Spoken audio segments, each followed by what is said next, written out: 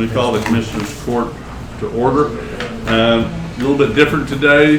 The judge is participating remotely by Zoom, so he will be here and participate, but figured it would be easier, he figured it would be easier if I presided over the meeting, so we will handle it that way today. Everyone please stand for the prayer and pledge. Our Heavenly Father, we thank you for being so important in all of our lives. This day we'd really like to ask you to watch over the family of the Ditmars, the tragic loss of one of our county and courthouse members of our family. Tragic loss. I'd like to ask that you please bless us with some rain. Much of the county is still very, very dry. I'd like to ask that you watch over this Commissioners Court meeting and help guide us. We ask these things in Christ's name. Amen. Pledge allegiance to the flag of the United States of America and to the republic for which it stands, one nation, under God, indivisible, with liberty and justice for all.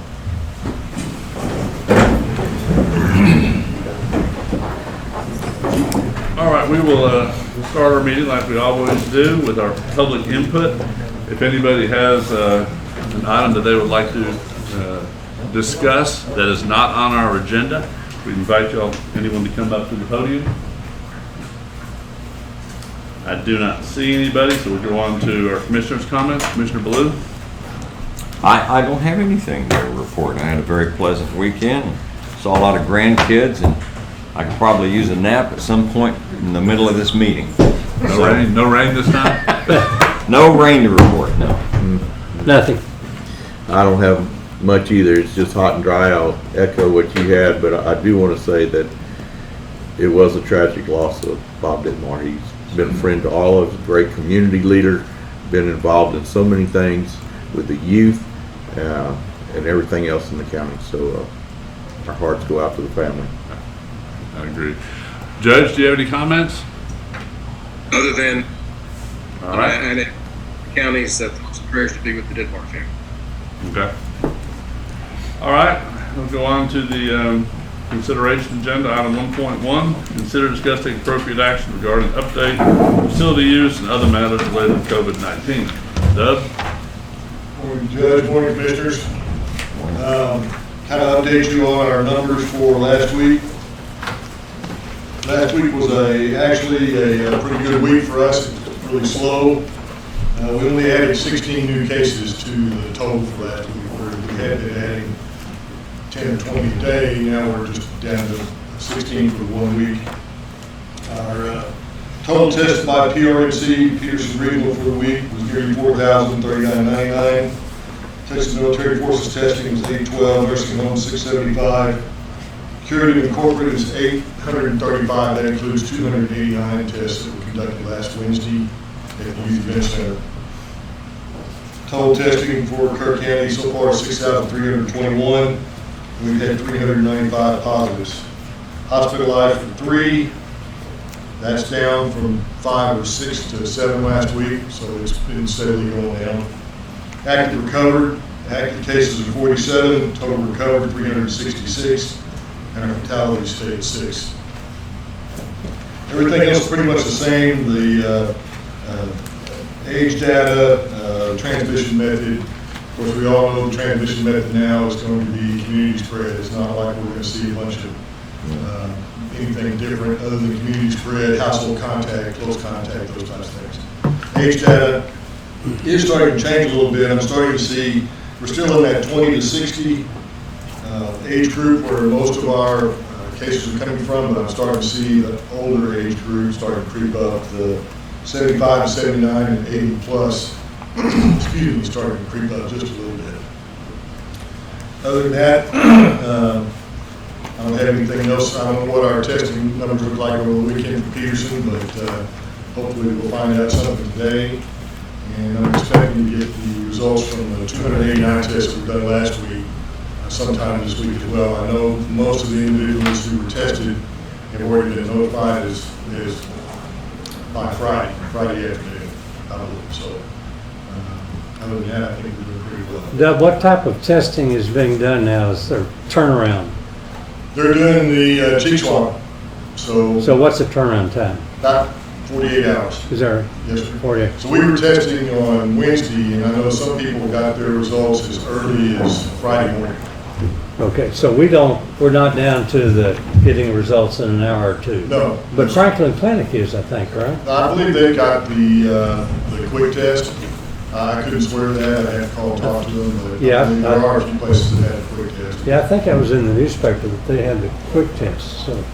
Okay. But still, on the places being tested, anybody can go, you don't have to have symptoms or anything, but it's not encouraged that they do that, correct? That's correct. If you're symptomatic or believe you've been in close contact with somebody who's been COVID positive, then I would recommend going and get tested. Yeah, but Just get tested because the test is available, is really, I don't think it's going to do you good. yeah, encouraging people like that just want to find out Correct. that's disencouraged. And there are still places in San Antonio where you get tested, and I get the Region 8 update every day. If I see a place locally that they're going to be doing testing, like Gillespie, Bandera, one of those other counties, we're putting those out in press Okay. releases. Good deal. No, Go ahead. question I have is, we've been having weekly updates now for months. 24 weeks, exactly. And it appears that we're going to have COVID with us for certainly the next 4 to 6 months or beyond. Is there any thought to how we need to have you come every week? Is that necessary? Can we go to a shorter period? Do we go to monthly, twice as regular meetings? And kind of what is the city of Peterson, what are their thoughts on this topic? Well, I think everybody's pretty much under the same thinking that this is not going to go away. It's going to be here for a while. I don't see any point to continue to do a update every week. We can probably do it on the main meetings, main district meetings every other week, once a month. I'll still keep track of the numbers. Sure. We'll still continue to do press releases, especially if we have something, if we have a big blow up in the numbers or something, then I can see coming back here in court. But as far as taking up y'all's time with this and just hearing what the numbers are, I think we could do it once a week, every other week, something of that nature. Why don't we scale back to that and then go from there? You know, down the road, we might go to once a month or something. That would be my thinking. Put it in the regular meetings or in the, Yeah. The regular meeting updates and then the other, but our special meetings that are on the. all right, because then the general public is aware. There's one thing I wanted to ask about and see if you can shed some light on.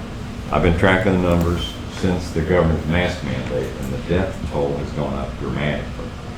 Is that because of the people coming across the border? A lot of the border counties are showing higher numbers. We've had one day we're at 675 people lost. So what are you hearing about that?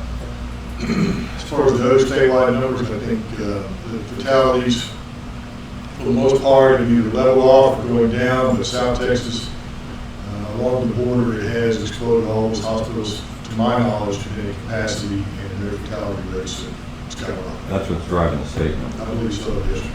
Okay.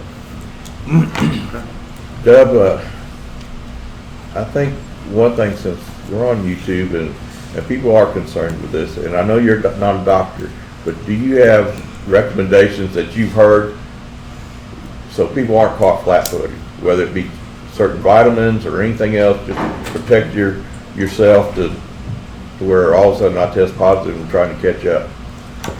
You know, Commissioner, I don't really have a recommendation on Okay. that. Just like you I said, just thought- I'm not a physician, and I hate to Exactly. make a recommendation, and all of a sudden we start having problems with a shortage of vitamin D or something. Okay. All right, as long as it's not. It's always best to make sure you're in good health. Take it into your own hands. Yeah, okay. Thank you. You want to go every other, Well, we'll try that and okay, see how that goes. no problem. Thank you 2 all. weeks. All right. No action on item 1.1. Item 1.2 is consider discuss take appropriate action regarding the local state of disaster due to a public health and economic emergency proclamation that was signed by Judge Kelly on March 24th, 2020, and extended until terminated by order of the Kerr County Commissioners Court on March 30th, 2020. Anyone want to take any action on that? Nope. Nope. All right. Item 1.3, consider, discuss, take appropriate action to accept the resignation of Keith Miller from the Kerr County Joint Airport Board and Here's appoint Mayor. Walter Scott Shellhays as his replacement. Mary Rohr, They're coming. we coming in? Correct. Keith coming in? Good morning, my name is Jim Mans, and I'm You can take your mask off while you're speaking. There you go. Now we can hear you. my name is Jim Mans, and I'm with the Airport Board. And my mission today is to introduce a new board member for our board. Keith Miller is leaving town, going to, I believe, North Carolina. Ooh. And Keith has been a very good board member, and we're sad to see him leave, but I'm happy to present today Scott Shellhays, who is to complete the unexpired term of Keith, which will end May 31st, 2021. Scott is an architect. He's a Texas Tech graduate. He's a pilot, and he's an airplane owner. And so he'll be well qualified to represent our board. Scott, you want to make a couple of comments and answer any questions that they might have? Sure. Just appreciate the opportunity to work with the board, and we've been looking forward to kind of getting more involved and getting more knee-deep into the community since we've been here for nearly 4 years. And looking forward to helping out the airport, the county, as well as the city, and especially Mary. How long have you been flying in and out of the airport at this time? Here, just nearly 4 years. Okay. We had been in Lubbock for 40 years, and that's where I learned to fly roughly 40 years ago. And so mainly my flying experience has been in Lubbock, but our airport, truthfully, is better than what we have in Lubbock. You mentioned you've been here 4 years, but I believe your family history and roots go a little deeper than that. Goes a lot deeper, yes, sir. Yeah, I grew up as an infant coming to Kerrville, visiting great-grandparents, grandparents, and of course, finally my parents retired here, so, and our kids have grown up coming here as well, so. Okay. I make a motion that we approve the appointment of Scott Shellhays as new member of the airport board. Second. Motion from Commissioner Moser, second Commissioner Baloo to accept Scott Shellhays as a new member of our airport board. Any further discussion? In favor, say aye. Raise your hand. Judge raises his hand, so it's 5-0. Okay. Thank you, very Scott. much. Appreciate your Welcome. service. That's it. Okay. Item 1.4 is consider, discuss, take appropriate action on a request from the Kerr County Patriots Club to use the courthouse grounds on September 12th, 2020 for a patriotic celebration. And I do have one speaker, Jerry Wolf. Good morning. I'm Jerry Wolf. I'm president of the Kerr County Patriots Club. We're an organization that promotes conservative values and conservative candidates. I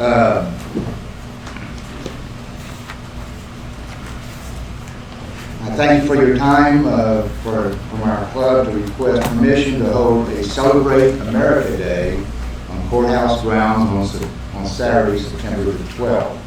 Our celebration is non-political. The purpose of the event is to celebrate Kerr County's love of our country. Celebration is to make up for the July 4th celebration that had to be canceled because of the governor's restrictions on gatherings that was published on July the 2nd. And obviously there wasn't enough time to kind of reorganize and rethink the whole thing, so we had to cancel that. We also want to celebrate and acknowledge Patriots Day, which is September the 11th, the 20th anniversary of that terrible day in our lives. And also to note the passing of the 19th Amendment, which gave the women the right to vote, which that 100th anniversary occurs on August the 19th. And also to celebrate Constitution Day, which is on September the 17th. So there's a lot of holidays, major events in our country's history come together about that time on September the 12th. The event comes at a time when patriotism and support for the USA is being downgraded, even mocked by anarchists and socialists nationwide, including cities in Texas. An event by Antifa in Marble Falls about a month ago to block the 281 bridge was followed by the Burnett County Sheriff and a group of local citizens, I guess, which you formed a posse. That tells us that the Hill Country is part of the plan to spread chaos.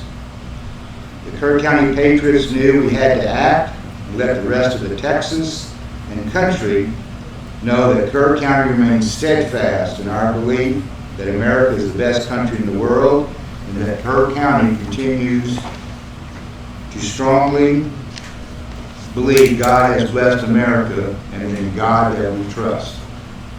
Part of our program is to praise our country, is to remind everyone that the most important duty as citizens is to vote.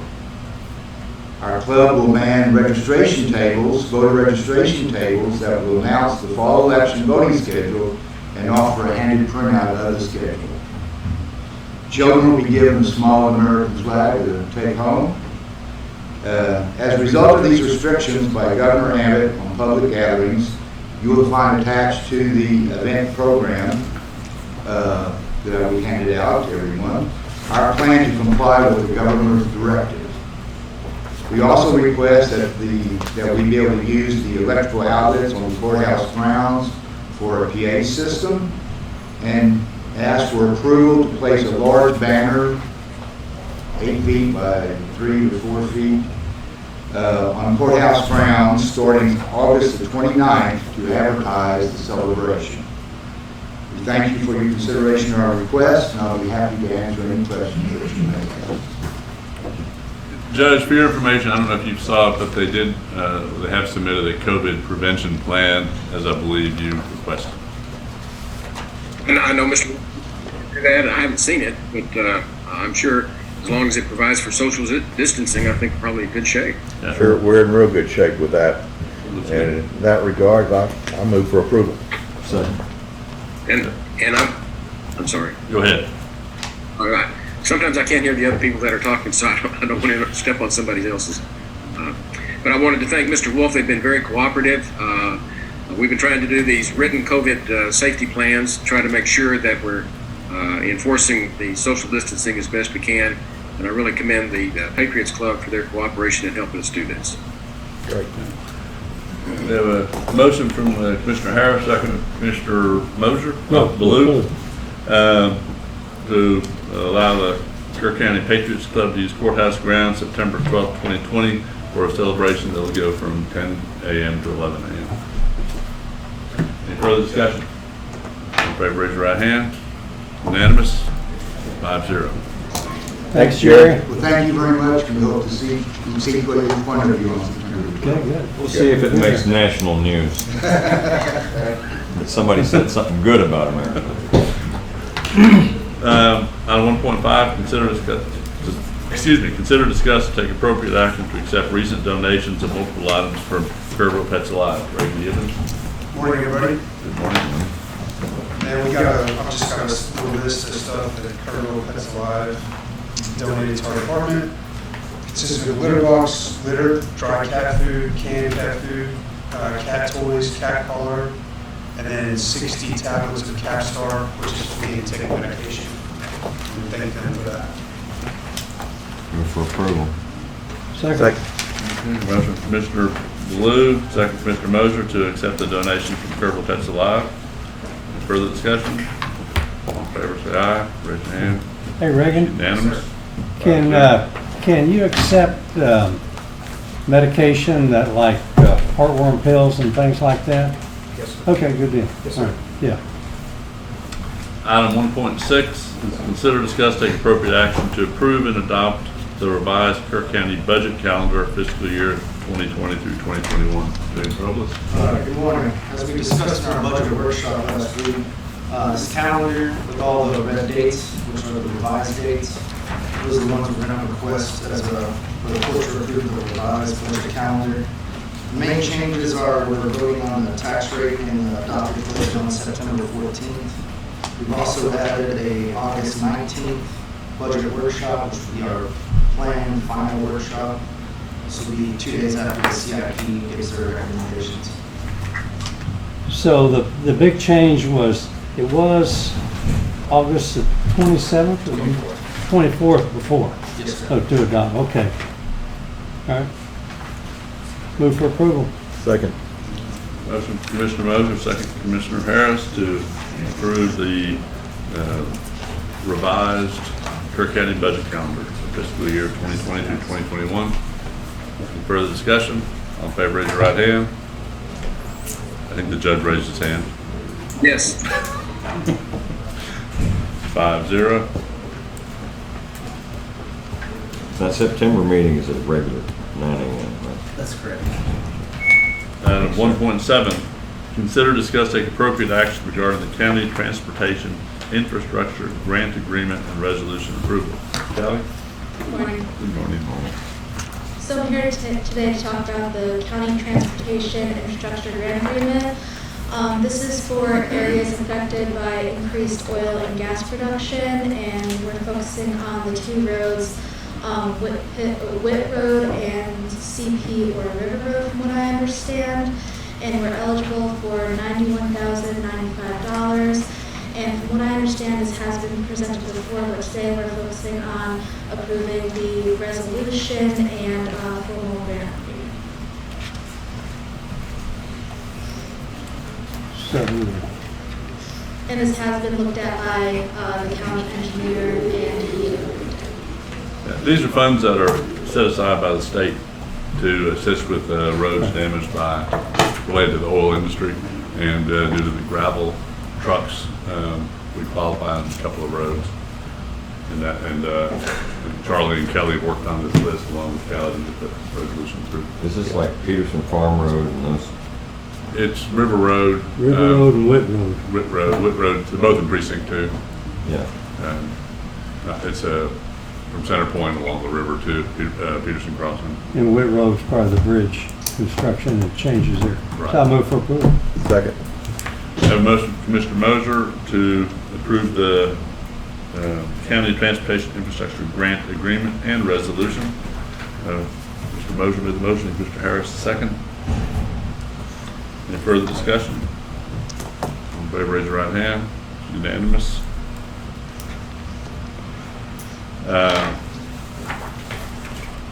Item 1.8, consider, discuss, take appropriate action on implementation of the burn ban. This is our regular 90-day update that allows us to operate in the manner we do by precinct. I'll move for approval. Second. Motion from Commissioner Harris, second Commissioner Blue, to approve the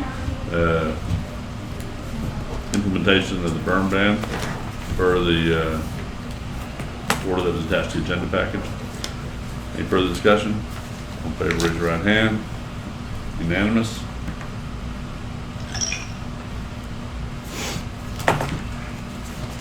Item 1.9 is consider, discuss, take appropriate action regarding the 2021 Kerr Central Appraisal District budget. I don't know if we have anybody from the appraisal. We don't. They just sent an email. Okay. To update everyone and the public, the appraisal district is funded by all of the entities, and the amount of money that each entity is based on the levy, or I guess the payment of taxes for that entity. So it's kind of made up of the budget by the school districts, UGRA, the county, city, and all of us get to have to approve or get to approve their budget. This is a budget, I'll just mention that if we take no action on it, we'll get approved ultimately. The budget has no increase or minimal, actually slight decrease, I believe, from last year. There are no salary increases. And from visiting with Bob Reeves, who's a non-voting member of that board, the two county representatives were very strong in their opinion that this budget had no increases. And appreciate our representatives voicing that, and budget so does that. So we can either vote to approve, deny, or take no action on it. And I'd no say action just no means action. Yeah. No action. Means approval. Okay. We'll take no action on that item then. Item 1.10, consider, discuss, take appropriate action on the use of office space at Kirk County Juvenile Detention Center by Christian Men's Job Corps. Mr. Blue, and we do have two people. We do have two people here. I put this on the agenda because this is, we don't really have anything going on out there. We have the space. We're going to use it for storage. We don't need all of it for storage. And this is an organization that does a lot for the community. So this is the executive director. Tom Jones. Yeah, have you had an opportunity to read the attachment that we had on there, kind of give a brief description of who we are and what we do? The Christian Men's Job Corps has been here since 2005. I've watched it transform over the years. I think everything has a season. You know, you have a season of growth, you have a season of establishing who you are and where God essentially wants you to be. I've got that represented today with past presidents of the Men's Job Corps here, Ross Rommel, Dave Wheatley, and Mike Lowe, and each one of them, as they served through this Job Corps, saw a different season and a different purpose for where we were led as ministry. And 2 years ago, we were taken down this path. I served as chaplain for Kirk County Sheriff's Department for 12 years. And we were taken down this new pathway where we established a great relationship with adult probation and the courts, the district courts and the county court. And we are making such an impact, I believe, in the life of Kirk County that we're actually giving back through the efforts and the graduates to complete this program. We, last year, in that letter, I think you'll see we had 53 men, the majority of whom were court mandated, complete this program. We have a 0 recidivity rate with those men. This year, at the end of our second of 3 classes for the year, we're going to end up taking that number up to 90 for the total use of the LTIP Life Training Institute program. And then we're hoping that this next class, that we've already got 10 applications for, that even start till October, that we will end up with another 20 plus men in that group. The benefits are your tax base. These men are going back, they're paying back, they're being accountable, they're not costing you what, most of them, $45 or $50 a day being reincarcerated. And so I think it's a very unique ministry by nature that it gives back to the things that you gentlemen are in charge of. And so because of that uniqueness, I think we're setting a national standard here that will not be seen anywhere else, where you literally have a 501c3 that doesn't charge people to come to this class. We do this at the expense and with the efforts of the citizens of Kirk County donating, being able to support us. And so we're able to give back and give some relief to these men. They still suffer the consequences, they still have to be accountable, but they're given an opportunity then to succeed. And I think that's how vital we are. Y'all have already been in a relationship with us for the last couple of years that you're probably unaware of to the depth of it because of the way that things have transpired. We just recently, Wells Fargo Bank just recently sold. We're in a very unique place where we are having to look for a place to start holding classes beginning October. We've never been in that position before. Where you know, most people might hit a panic button, I choose to stop and look at it and think it's another time of growth. It's another season. And I think for me, and I think my board enjoy that assurance that we know we're going to grow through this somehow, some way. But the pedals on the metal here, we've got October, we've got classes. And so it does put us in a different place than we've ever been. The Juvenile Detention Center, I went out and visited with Jason. And the offices, he says they're moving out in October to the new building. And what we're proposing is basically the offices that they're currently occupying and going in and where the Sheriff's Department used to have a fire retardant wall that separates it from the back, the storage. putting that wall back up again and taking those offices. It should not impede any future plans that you may have for storage. I don't know the square footage, we weren't able to get the plans, but I'm guessing, and Ms. Hughes might be able to address that, the actual square footage of the building, I guess pushing 50,000 square foot, I'm not sure. But it's extremely large, but the area that we're talking about would not be interfering with that back portion. It would strictly be that front office area. So a couple of observation and questions. Yes, sir. So the Christian Union Job Corps does fantastic work. I mean, how many organizations are like that in the state? None. None. This is it. We're it. Wow. Okay. Another question is office space. How large do you need out there? For how long? What kind of commitment? I might ask Jason. Do we have any kind of legal issue with this, Jason? Well, so I just heard that two juveniles moving out of the facility. Is that what I heard? Yes, they're moving next door. Okay. Our concern is that juvenile privacy is protected a lot more than folks on the adult side. So that is a concern with increasing the amount of foot traffic where you're going to have juveniles coming all hours of the day. So have you taken a look at this proposal? I know Heather has, and she's spoken with Jason Davis. Pardon me? Heather has. Okay. She's spoken with Jason Davis about this. I don't think that we were ready to support the proposal. We understand they do good work. It's just, I don't think, we had some concerns that I don't think we're going to do. Can I ask you, Rusty, this is a practical question about bringing juveniles in and out and that sort of thing. Does that raise any concern in your mind? If we're bringing them in and out over there, yes, you're supposed to keep them out of sight and sound, have most of that's inmates. But the problem they'll have, the Christian Men's Job Corps does do a great job. But some of these people will be on probation, I'm sure, different things. And it could cause an issue with separation and how it's done. If the juveniles are still over. If the juvenile is totally moved out of there, kind of like Jason, it just can't. But then you've got, the only other thing you've got is what kind of records do you have stored and all that kind of stuff over there. And the security for not knocking it down. No. You and I work together, he's also our jail chaplain. But what kind of security we have to continue to have over records and things like that. Yeah, that would be that wall, where you have the wall. And that's why we have it in, but it is a secure wall. So it sounds like the intent is good, but there's a lot of details still to be put together by legal, security. Right, you're talking about two separate buildings where the youth will be going in and out of now versus where they're at currently. And so it would be a completely separate building. Because Jason Davis and those children, they'll be moving over to a whole different building. Yeah, I understand, but just from a standpoint of the county providing the space, it's, and the county attorney hadn't looked at it yet.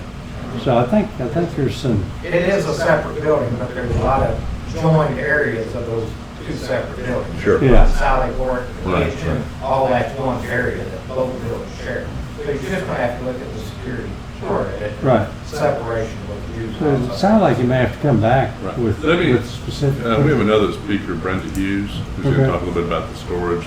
Yeah, we would like somebody to provide us plans. We've not been able to do that. One of the issues could be that building's going to be gutted. Right. Just about. So, I mean, it's going to. This could all change. I don't see any agreement other than short term being like maybe a year or so. Just because that building, once the construction starts in there, it's going to be pretty extensive likely. And we don't know that. And maybe 2 years, or maybe 3 years, or maybe, so that's a concern. But let Brenda go over a little bit of. We don't know when we can get it done either. Sure. That's what I'm saying. Yeah. So there's an unknown with this. It needs to be clear it's not a long term. If we do anything, it's not a long term. Right.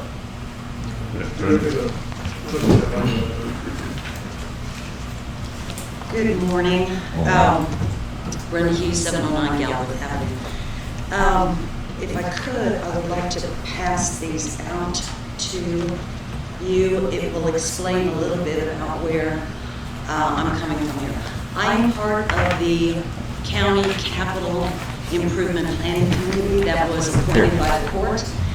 And we've been meeting now for almost a year. to determine the county needs based on a 10 to 20-year projected growth. Okay.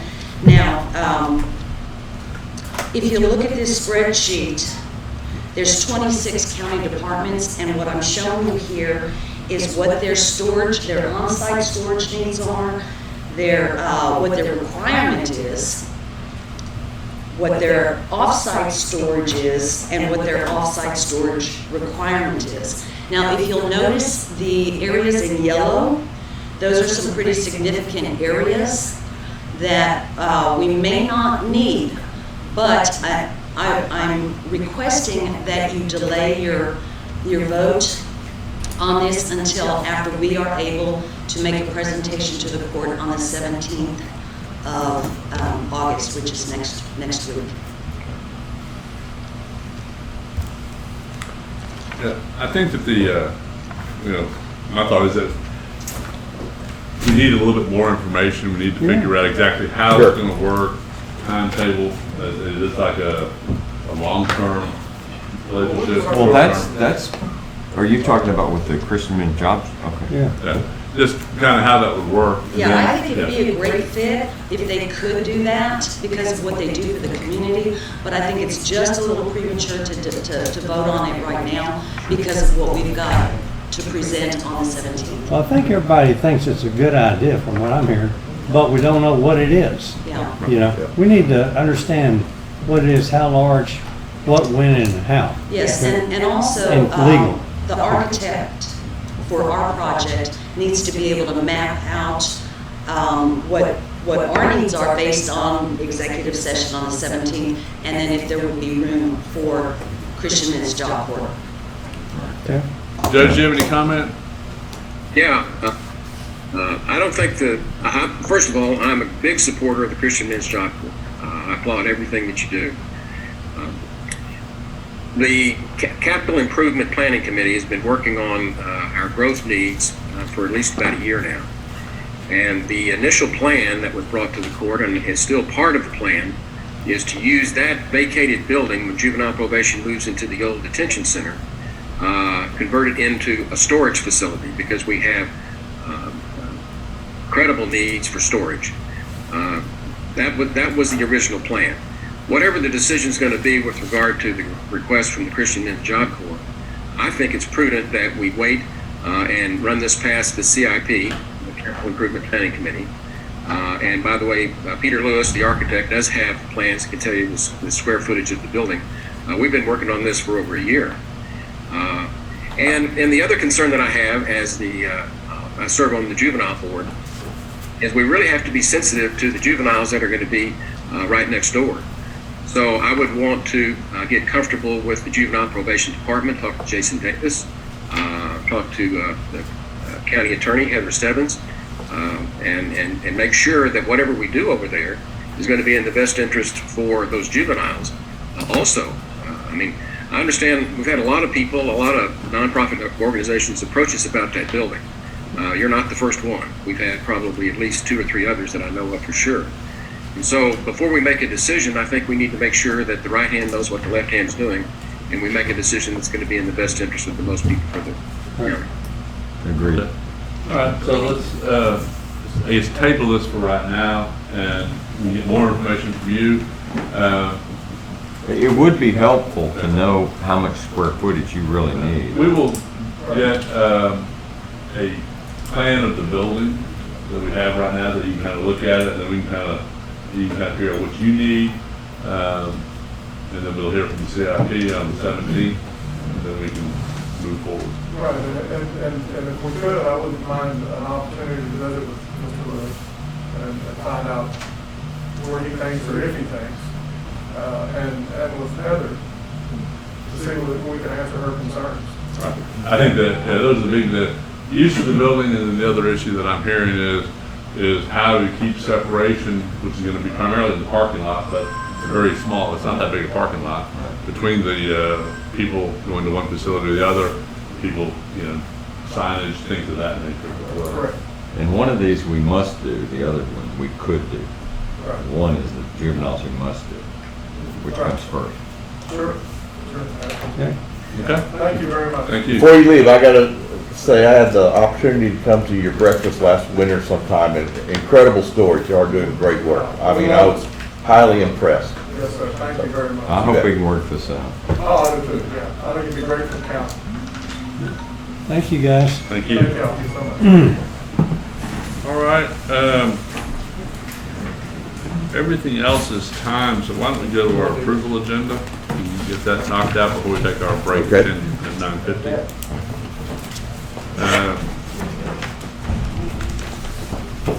And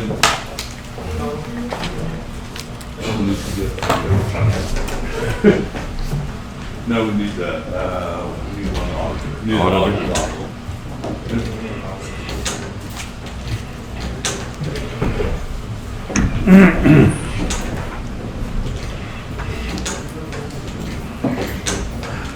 Why don't we, I can do the monthly reports. Okay. Why don't we go down to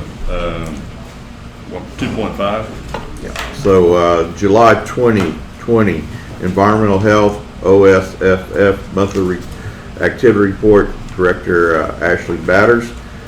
Fines, judgments, and jury fees from JP3, Kathy Mitchell, and JP4, Bill Ragsdale. Standard monthly report from Constable Precinct 1, Tommy Rodriguez, Constable Precinct 2, Kyle Snyder, Constable Precinct 4, Gene Huffaker, and County Clerk Jackie J.D. Gowdy. And Sorry, could you strike that one from the, I apologize. That's not in there. it's not in there? No, sorry. Okay, strike that last one. Payroll approval, month ending July 2020, County Treasurer Tracy Sullivan. I move for approval. Second. Okay, have a motion from Mr. Harris, second from Mr. Blue to approve the monthly reports as submitted. Any further discussion? All in favor, say aye. Raise your hand. Unanimous. Item 2.6, court orders. We have our court orders from our August 3rd meeting, special session. Items for court orders 38203 through 38207. And also for the county clerk, we have missed the Monday, August 10th, in the special session. July 6th, isn't it? July 6th? Yeah, 8-6 at the top. Did I put 8/6 and then 7/6? Oh, you put It says item. and from a special session on July 6th, the numbers are 38160 through 38165. And from the special session, we did that. So we need to add those from 38160 to 38165 as well to our approval. Make a motion to approve those. Second. I made the motion, Commissioner Harris made the second to approve the court orders as specified. For the discussion, all in favor, raise your right hand. Unanimous.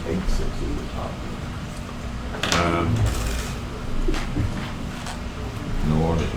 You don't want to do the auditor's office? No, just joy.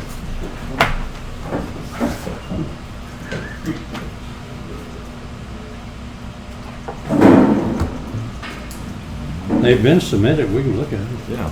Yeah. Can we vote on them anyway? Yeah, we can vote on the Sure. disbursements. We do have the 2.1, pay the bills. They're from Kirk County, $493,541.56.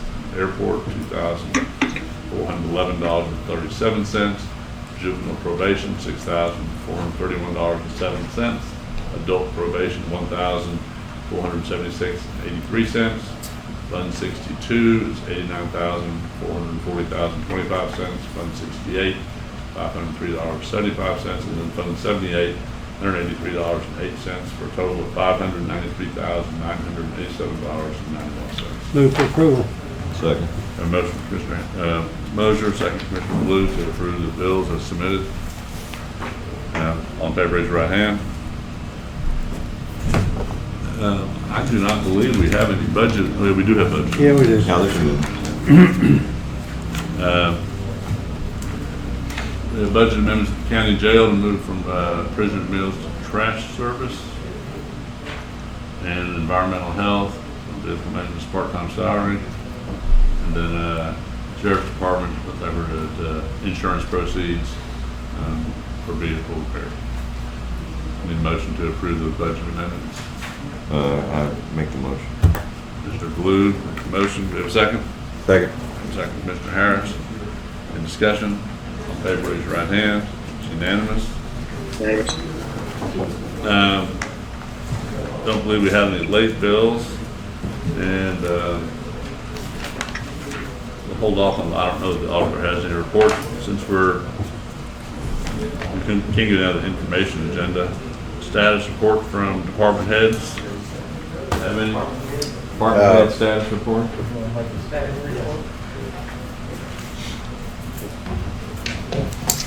Morning, gentlemen. I want to bring you all up to date on the item that we're trying to do with the generator, to bring the generator from the jail to the courthouse. We have bids submitted by DW Electric, which is the preferred vendor, and we are awaiting that generator to be checked out by the maintenance department, and they're in the process of that. And once that's completed, we'll be ready to move it and get it up where the courthouse is. So are you getting multiple bids on that? We have not. But Because we're using the preferred vendor. Huh? Because we're using the preferred vendor, we are not, and it's under the $50,000 limit. Yeah, I understand all that, but sometimes you can save a lot of money by getting other bids. We can do that if it's I what mean, the we court did that wants. in Road and Bridge. It was under 50,000 and we saved $10,000 by getting some additional bids on some item. Okay. We can I would certainly- recommend it. Okay. Sure. How do you do that, Bruce? You have your favored status and then you have something else. How does that work? Well, my feeling is that what you do is you have your preferred vendor, which they worked out agreements with the court and for special dispensations. Right. After that, then you go out to public bid. My concern with it going out again for bids on this is it's going to push us past our October 1st deadline. What is the October 1st deadline? Well, we're trying to get it in this budget year, because that's when the money's budgeted. Well, you can. I don't think we need to go out for public bid, or I think we just need to contact another. Yeah. Couple. Vendor. Okay. It doesn't have to be a public process. What is the bid now? Pardon me? What's the estimated price About now? 48. What, It's 20? $48,532. Yeah, we gotta get, Yeah, get some it more. just keeps everybody honest. That's fine. We Right. can certainly do that. Okay. Yeah, thanks. Now, when you said they were checking out the generator, they're checking it mechanically and. All of them, yes, sir. Who's qualified to do that? We're gonna have Southern Plains Generator do that work, because initially they're the ones that used to have the contract to do the PM maintenance on that yearly. They're familiar with it. The only kind of the holdup we had right now is because we had a 3-year lapse where we weren't using them, so we had to resubmit a credit application, and we're waiting back on that to pass our credit app, and then we can schedule. Then we would be able to schedule some technicians that would come out with a load bank test, where they bring a piece of equipment and check all the fluids, hook this thing up to the load bank test, where they would run it under a full load test, not just turn it on and run it, and see if it will hold up to, and that would be a 2-hour exercise, and see if it will hold up under stress. So Do we have any commissioning reports on it that were kept?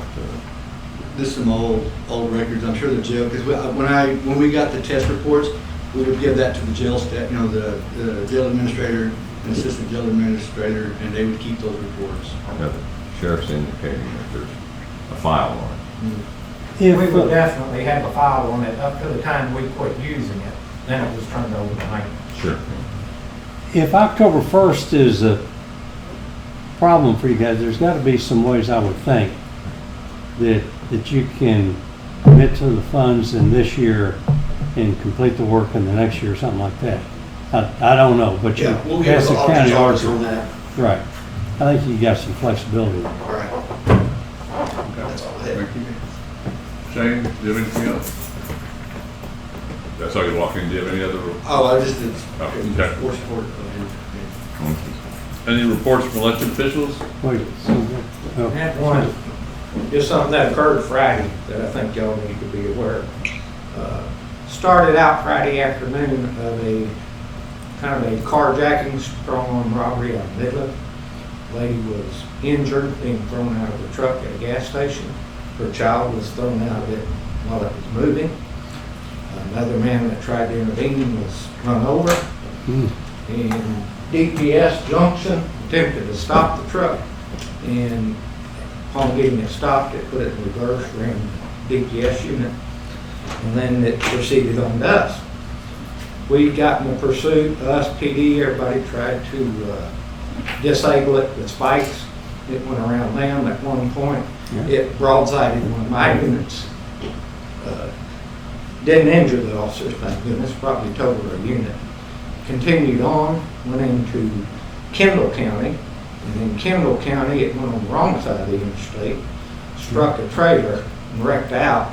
And our officer, he then charged one of the Kendall County officers on foot. We tased him and were able to get him subdued and in custody. Nobody else was injured. And then once in our jail, he's assaulted at least one jailer. And we'll have that charge. So there are multiple charges and one very damaged vehicle of ours and another one that was injured. Does all the people survive? Everybody survived. There were no So is he in Kirk County Jail as opposed to Kendall County He Jail? was in Kirk County Jail. Why is that? Because Kendall County didn't file charges at that time. It didn't do anything to them. The pursuit started in Junction, went all the way through. He assaulted our officers and wrecked our vehicles. But he'll have charges and all this stuff. He's already got aggravated robbery charges out of Midland. He's got injury to a child out of Midland. He's got the auto theft out of Midland. He's got another aggravated assault charge out of Midland for striking a citizen that tried to help. This guy's about 6'1", 365 pounds. So he's our guest. And he's very dangerous. So he's our guest. Will he stay here or go back to Midland? We'll stay here until we take care of all our charges. We've got an aggravated assault on a public servant, and we have another assault on a public servant, and then of course we got the intent of ramming our vehicles and things like that. Evading arrest with the vehicle. Imagine he's got from Midland to Junction before he Yeah. intervened. Yep. Exactly. Did. Wide open space. You know, if you watch the videos, it's well, I'm kind of shaky, I guess, because it's a miracle and prayers were answered that nobody was injured seriously. So the guy that ran through the house and hurt the little girl still in Kirk County Jail? I heard, and I hadn't looked this morning, I heard he was released on bond. That's another tragedy. So it's been a long weekend in Kirk County. Thanks, Sheriff. We did it without you. We did everything except the. Good job, James. Y'all approved the bills? We approved the bills, we approved the late bill, not late bill, the budget amendments. Okay. But we didn't know about auditor report. Thank you, sir. That's what I'm interested. Perfect. Thank you. Should item 3.2, as elected officials, 3.3, staff supports liaison commissioners. Not now. Nothing? All right, we'll go ahead and take a break and come back in session and at 10 o'clock.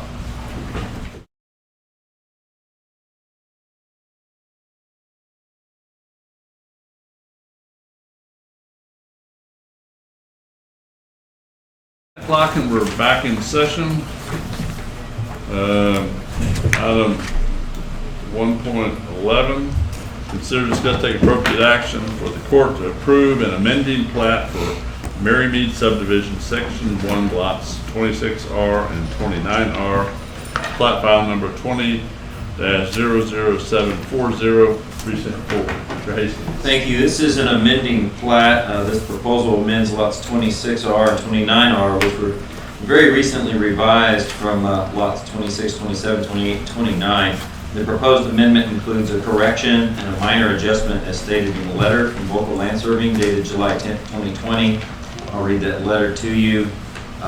This plat was originally submitted as a revision of plat. After visiting with you, agree this plat can be considered an amending plat to correct an error in the deed to the owner. The owners of the property, Roy Eliff and Betsy Eliff, were erroneously conveyed all of lots 26 and 27 and the westerly one half of lot 28 of Marymead subdivision section 1 by a warranty deed with vendor's lien recorded in volume 1379, page 658. The revision of plat recorded in file number 20-00740 was based off of that ownership. Since that plat recording and correction instrument was filed in file number 20-03988, removing the southwest 10 feet of the lots, this amending plat now reflects that change. These lots are in the floodplain. They must meet requirements for development within a floodplain.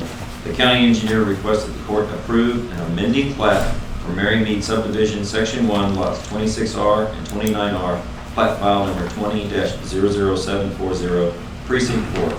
It's just primarily corrections. Yes, sir. Yeah. And so it's a one and done. We don't come back, no public hearing. I move for approval. Second. Motion from Commissioner Harris, second from Commissioner Blue to approve the amended plat for Mary Read subdivision, section 1, lots 26R and 29R. Any further discussion? In favor, raise your right hand. Unanimous. Item 112, consider, discuss, take appropriate action for the court to set a public hearing for 10 a.m. on September 14th, 2020 for a revision of plat Kerrville South, tract 119, volume 4, page 64, precinct 1. Thank you. This proposal divides tract 119, 5.91 acres, into 2 tracts and dedicates right-of-way along Codrington Drive and Kerrville South Drive. Tract 119A will be 2.54 acres and will have access from Kerrville South Drive. Tract 119B will be 2.53 acres and will have access from Codrington Drive. And again, this is a revision of plat for Kerrville South Ranches. Sorry, Kerrville South 2, tract 119. County engineer requests the court set a public hearing for 10 a.m. on September 14, 2020 for a revision of plat for Kerrville South 2, tract 119, volume 4, page 64, precinct 1. What's the frontage on these, Charlie? They look to be about the same. Is it 60 feet? These should be over. Okay, all right. These are both, one of them's got frontage on 2 different roads and about 600 feet of frontage, and the other one has about 500 feet of frontage. Okay. I move for approval. Second. Motion from Commissioner Blue, second Commissioner Harris to set a public hearing 10 a.m. September 14th, 2020 for the revision of plat Kerrville South 2, tract 119. Further discussion? In favor, raise your right hand. Unanimous. Item 113, consider, discuss, take appropriate action for the court to approve a revision of plat for Spicer Ranch lots 25 and 31, volume 3, page 56. Thank you. The public hearing was conducted on July 27, 2020. Nobody spoke at the public hearing. This is the final revision. All the signatures are in order. This proposal revises lots 31, which is 12.087 acres, and lot 25, 3.056 acres, into lot 25R, which is 13.939 acres. It will be served by an individual well, and lot 31R, 1.189 acres, and that will be served by the water provider for the area, which is Aqua Texas. Lot 25R has the private well that I just mentioned, and lot 31R will be connected to Aqua Texas. Access to the lots will be from Spicer Loop, Trent Road, and Thad Lane. The county engineer requests the court approve the revision of plat for Spicer Ranch, lots 25 and 31, volume 3, on page 56, precinct 1. This is the one that brought up the issue of street name. That's correct, and that street name has been corrected, and it's on a poll today. Okay. I move for approval. Second. I have a motion from Commissioner Blue, second Commissioner Mosier, to approve the revision of plat for Spicer Ranch lots 25 and 31. Any further discussion? This gentleman's here, or did you want to say something? No, sir. I work for the surveying company. I'm just here to listen and answer any questions if they need. Great. Okay. All in favor, raise your right hand.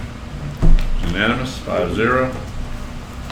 Item 114, consider, discuss, take appropriate action for the court to approve a concept plan for Center Point Christian Church addition in Center Point, Precinct 2. Mr. Hastings. Thank you. This concept plan proposes 2 lots on China Street, also known as FM 1350, which is taken care of by TxDOT. They own and maintain that road. It's within the high-density development area of Centerpoint, and it will be on a public water system and the public sewer system.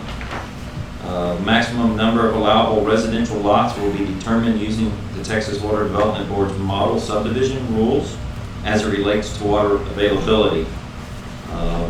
The property owner is requesting the court allow one of the lots to have as little as 30 foot of frontage, road frontage. The property owner is working with TxDOT for the driveway permitting and will be required by TxDOT to share 1 point of access on that 30 foot that they're describing on the plat. Section 7.04, access to roads of the Kerr County subdivision rules and regulations, requires arterial and collector roads to have 200 foot of frontage for lots. It also states that minimum lot frontage distances may be reviewed by the Commissioner's Court and lesser distances may be approved based on lot density, topography, and other mitigating factors recommended by the county subdivision administrator. Subdivisions within a high density development area and where the above minimum lot frontage distances are not practical will be considered on a case-by-case basis. So basically you have one big lot that they want to divide to 2. It has 1 point of access now, and when they're done dividing, that same access will be shared for both lots. The county engineer requests that the court consider the concept plan for Centerpoint Christian Church Edition, Centerpoint Precinct 2 as presented. So Charlie, the access will be on the left side Yes, of the pipe? So that looks like a pipe, obviously a pipe stem for the lot in the back. That's, a pipe stem. yeah, I mean, it's configuration. Yes, sir. So it's a long driveway. That's there. correct. And the lot number 1 will use the same They'll have to entrance use, off of that's correct. China Street. Yes, sir. Is that where the entrance is now, to China Yes. Street? Yes, So there's same something as. there now. Okay. Actually, there's something on, I think on the right-hand side, but they want to do away with that. They want to go over here on the left. Okay. Earl, is there any way to get that 30 feet a little bit wider? I mean, he can go down to lot 1, can go down to 1.01 or 1 acre. So we could go down 1/10 of an acre and widen that entrance. That's a good point. And one of the reasons why we would want to work with them to get it wider, and we are asking them to get it wider, is because we've got a sewer line there. And I think our preference would be that that access road be off to the side of that existing sewer line. We just installed a sewer line in the past 12 months. Well, we've got sewer lines down the middle of streets, other place. Right. Yes. Yeah. So this is, They would have to build a drive, if they did, they'd have to make sure that the driveway matches the sewer manhole. It just might be better since it's a residential situation, it's not a public road, it's a driveway. Right. Probably better if their driveway was off to the side a little bit. what's the logic there? It can be down the middle of a street, but not down the middle of a driveway. When that sewer line gets serviced, there's gonna probably be a big vacuum truck in the middle of these people's driveway working on that manhole. So Yeah. it would be better if there's more room. Sure. If it was in the road is wider and they could go. Well, I don't know what that does to, reducing the size of their lot. I hear what you're saying, but this is a concept plan. They want to get approval with the concept before spending money on a final, to make sure that it's okay to have less than the 200 foot of frontage required. Yeah, I'd like to understand what that would do to them to make that wider than 30 feet, and also Okay. if it, maybe they've got a problem if it reduces it. I don't know. I think that's why they're asking, can we go as small as 30 foot? I think they're gonna work with us as we try to work through that issue, Yeah, but but they if it must can't have- be worked out, They must have a reason to say, can you go as small as 30 feet? I don't know what that reason is. just to meet this configuration. I think they were trying to keep both lots 1 acre or above, which they've done so far. I just think they need to move that lot line over so that would increase that frontage for 30 feet, maybe to 45 feet, and you're not gonna, eyeballing it, but they've got a 1/10 of an acre to play with, so they ought to be able to move it over. Well, there isn't any criteria says they can be below a 1 acre. You know, 1 acre's not a Well, criteria. they're on sewer and everything, so. We're gonna be on both water and sewer. I know, so I'm saying I don't know why 1 acre's not an issue. I mean, What kind of structures are on this? we don't know, it doesn't matter. The lot Well, maybe that's that's what's closest restricting. to the highway doesn't have anything on it right now, and Yeah. the one in the back has like a shed or something like that. So if they brought it out the way Commissioner Letts is talking about, expanded another 15 feet, you still have, all they want is access to that back lot. And the access will be on that left side, it looked like you were maybe pointing, Left. there you go. Either way, they're just trying to get to this back lot past this front lot. Yes. I just think that we can require them to make that wider, make the back lot a little bit larger, or if we can figure that out. I'd like to hear what their reason to making it as small as 30 feet before we say, no, you can't do it. We don't know why they want to do it. I think 30 feet is really narrow to me. But, you know. For a driveway? They don't know what they're gonna do with that front lot yet, and I think they're trying to keep their options open. Sure. So they just try to make it as big as they possibly could. Well, then go back. And so they made that access point as small Asking as at 45 feet gives them heartburn. We can do that. Yeah, okay. Then we'll go. So we'll say, yeah, approve the concept plan with 45 foot, and then come back if that's a problem for them. So I'll make that motion. Is there a second? What's the motion? The motion is to approve the concept plan with a revision that the common entrance off of China Street in the driveway to the back lot be 45 feet as opposed to 30 feet. And if that's not acceptable, they can come back to the court. Well, do you want to name a number, or do you I want to said 45 feet. I know you did, but I said, do you really want to name a number, or do you Yeah. just want to tell them to make it bigger? Just get it off the dime. Yeah, I really want it. So it's like a first offer thing, and they're going to Right. counter offer? Right. Or just Right. do it. Huh? Or not do, it looks like to me, I mean, if I was going to hold out my options, I'm just making a suggestion here, and I have a lot that I might sell later, and I can say it's over an acre. That's just a marketing You thing. bet. I think that's probably. But a in little that area, that doesn't matter because it's half acre, quarter acre Yeah. lots. Yeah. Yeah, but it matters when you're looking at it, and it's on Yeah. a piece of paper, and you're Sell trying it. to decide which one to buy. Okay. But I think if they go 15 feet further, it'll still be over. Right. Still be over. Yeah, an it will acre. be, yeah. So that, I'm guessing that's why they did that, so I'll go ahead and second that. Okay.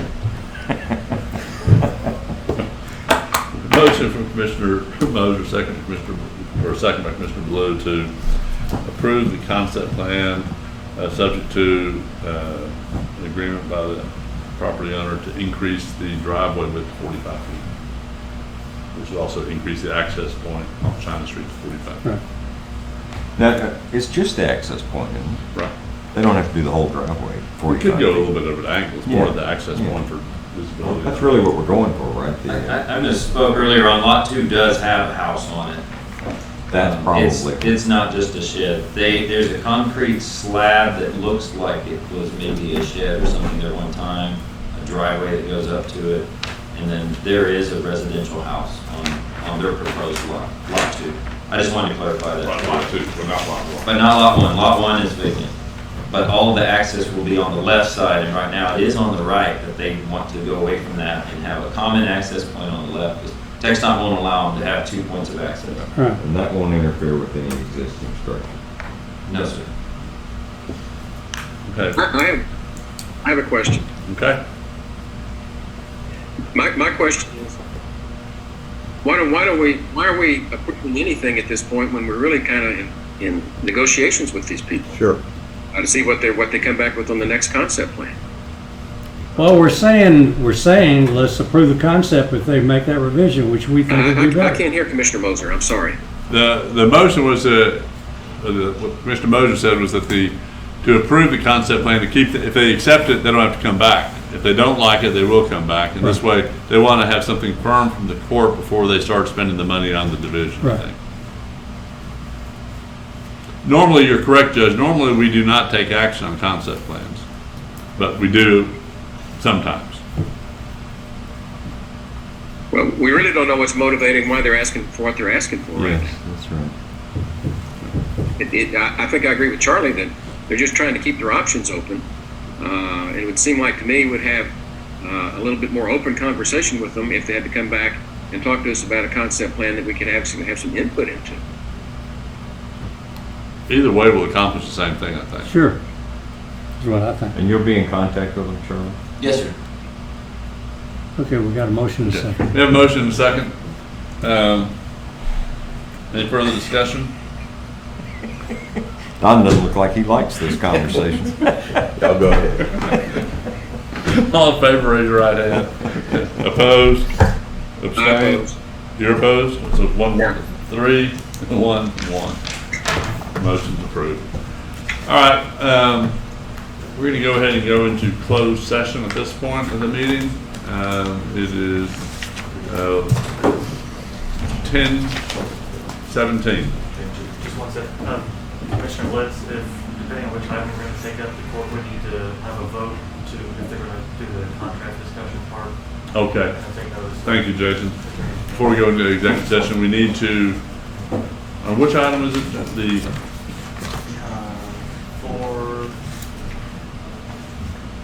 That's 4.1A in the written report. We're going to need to have a vote and already have a written opinion from Ms. Stebbins. Okay. She approves that. Right. So we need a vote. It's on 4.4, right? Unanimously. On 4.4, we need a vote that we need to go into closed session it would be detrimental if we do not go into closed session, discuss the real estate transactions in open session. I move that we go into executive session. Second. A motion second to go into closed session on item 4.4 regarding contract negotiations in real estate. Any further discussion? Favor, raise your right hand. Unanimous. All right. Now it is 10:19 and we'll go into closed session. Okay, we're back in open session at 10:56, and there will be no action, I don't believe, on anything in closed session. So we are adjourned.